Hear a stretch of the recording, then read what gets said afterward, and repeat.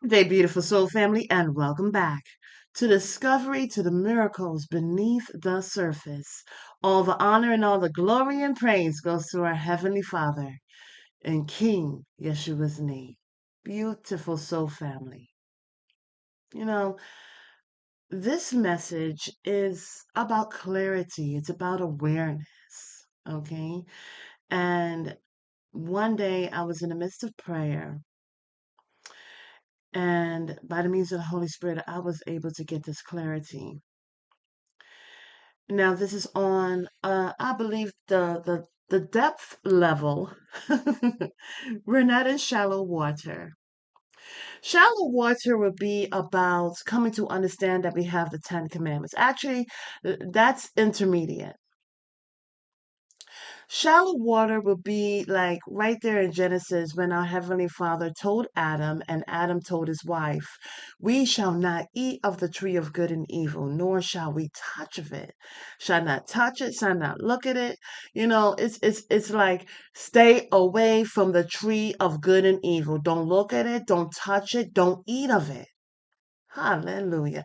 Father, all the credit goes to you. All the honor and respect and reverence goes to you, Father. And thank you for utilizing me to deliver this message. It's a message, but it's also a teaching. It's also a refreshing and an encouraging. So, beautiful soul family, what am I talking about? Well, in Genesis, as mentioned recently, just mentioned, um, our Heavenly Father gave one command, one commandment. He gave it to Adam, and Adam told his wife. Along the way, however, there was a shift, an interaction that caused a shift. And so the woman, later on called Eve, she got entangled. And due to this interaction, she viewed the tree differently, even before she ate of its fruit. Okay? Her eyes were still closed, however. The effect, the damage was not as noticeable until she got her husband to eat of that fruit as well. And well, his eyes were opened, and then her eyes were opened, but their eyes were opened in a different way. Sensory speaking, they were seeing themselves in a different way. They saw their bodies, and they became embarrassed. More so, it was guilt. You know how you could be upset about one thing, and I talked about this in a prior message with Ahab, or in reference to Ahab, and you can put the blame on something else than what it is. And humanity does that very good, where the problem is from the devil, but they seem to put the blame on the Most High Yah. It's like when all good things happen in their life, they don't remember the Most High Yah to give him thanks and praise. But when things go bad, they seem to remember him all of a sudden. Beautiful soul family. It's a displacement. So there was a shift. Their conscious plane fell. They fell. They had dominion. They were, new word that I'm learning is barakah. Instead of blessed, I'm learning a Hebrew word, barakah. And that means favor. It means blessed, but not those words. And so, beautiful soul family, how they viewed themselves changed. They were shameful, they were regretful, they had guilt, and all of that changed their perception, their prospection, and their perception on themselves. And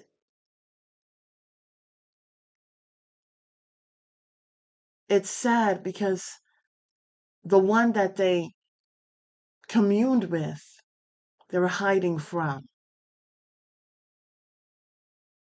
you know. And so, but anyways, what's so interesting, beautiful soul family, is that here we have 10 commandments. Our Heavenly Father did not give up on us. These 10 commandments are infinite. And so when we consider that of which is infinite, we don't really truly know its beginning. But what we do know is that our Heavenly Father gave Moses these 10 commandments. You know, what's so interesting, beautiful soul family, thank you, that we have to understand that in Moses receiving the 10 commandments, and when Moses received the 10 commandments, he had to climb a mountain. He didn't eat or drink for 40 days and 40 nights. Now, we may go on a 3-day fast, maybe even a 1-day fast where it's no food, no water. We may go on a 3-day fast, no food, no water. We may go on a 7-day fast of unpleasant food. May go on a 21-day fast. May go on a 40-day fast even with just water or unpleasant food. But see, beautiful soul family, Moses, who was very meek, he climbed a mountain and did not eat for 40 days and 40 nights. And he received those instructions. The reason why I'm bringing this up, well, the Holy Spirit brought it to mind, is that we have to understand the intensity, the sanctification of Moses to even receive those 10 commandments.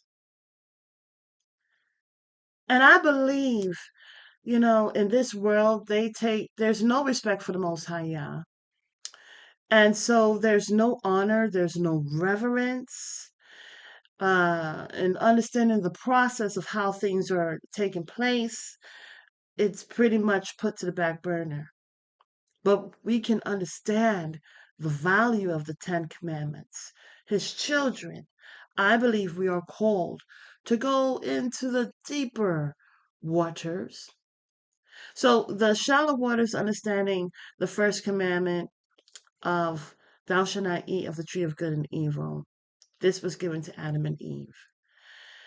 And then we're going into the intermediate water where we are knowing of the 10 Commandments, all right? Which is, thou shalt have no other gods before me, thou shalt not have no idols of any kind, thou shalt not take his name in vain, thou shalt remember the Sabbath, honor thy mother and father, thou shalt not kill, murder, thou shalt not commit adultery, thou shalt not steal, thou shalt not bear false witness against thy neighbor, thou shalt not covet of any kind.